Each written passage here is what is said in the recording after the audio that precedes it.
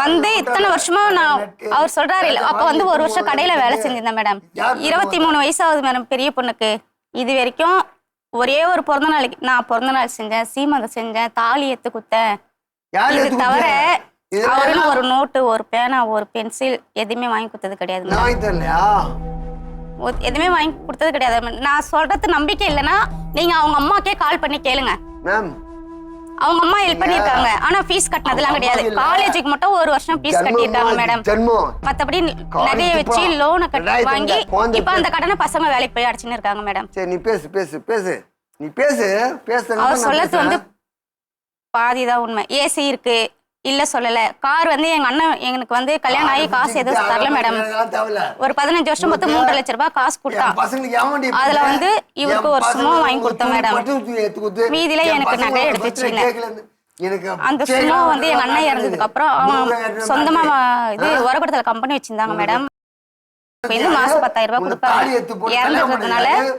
car வீட்டுக்கு வந்துச்சு car எடுத்துட்டு போய் பசங்க கூட சேர்ந்து நல்லது எப்படி பாத்துப்ப சொல்லு அது சொல்லிட்டு போ பப்ளிக் முன்னாடி சொல்லிட்டு போ எனக்கு பேச விருப்பம் இல்லை மேடம் எனக்கு விருப்பம் இருக்காது ஏன்னா இன்னொருத்தன வாழ்க்கை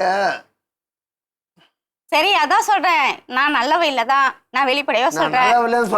என்னால வாழ்க்கை கெட்டு போச்சு என்ன பண்ண மேடம் அப்பத்துல சொல்லவே இல்லை மேடம் இன்னி வரைக்கும் சொல்றேன் சொல்லவே இல்லை லாஸ்டா நான் சொல்றேன் நானே உங்ககிட்ட சொல்ல நினைச்சேன் இந்த வார்த்தை சத்தியமா சொல்லு நீயே சொல்லணும் சொல்ல போய் நீ பேசறது எல்லாமே போய் நான் சொல்ற பொய்யா சத்தியமா சொல்ல மேடம் இங்கே நான் தூமாடி சாவச்சிருங்க இதே மாதிரி வாழ்க்கை ஆயிடுச்சா எத்தனை வாழ்க்கை அழிப்பாளோ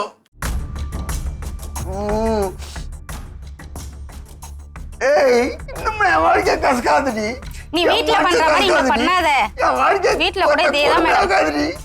22 வருஷம் என் துரோகி என் வாழ்க்கை கெட்டது பண்ணல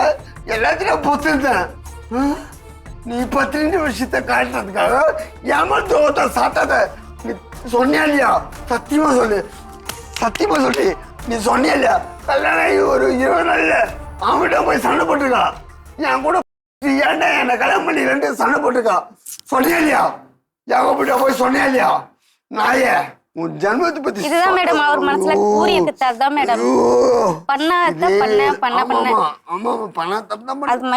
மேடம் மேம் நான் நம்புவேன் பொண்ணுங்க அடங்குறவன் பொண்ணுங்க காலில் விட வேணவன் ஏன் தெரியுமா அவன் வந்து தெய்வத்துக்கு சமம் என் அம்மா பெத்த தெய்வம் தான் என்ன பெத்தவன் ஒரு பொண்ணு தான் இது உண்மை கிடையாது மேடம் இது உண்மை கிடையாது கொஞ்சம் பொறுமையா இருக்கீங்களா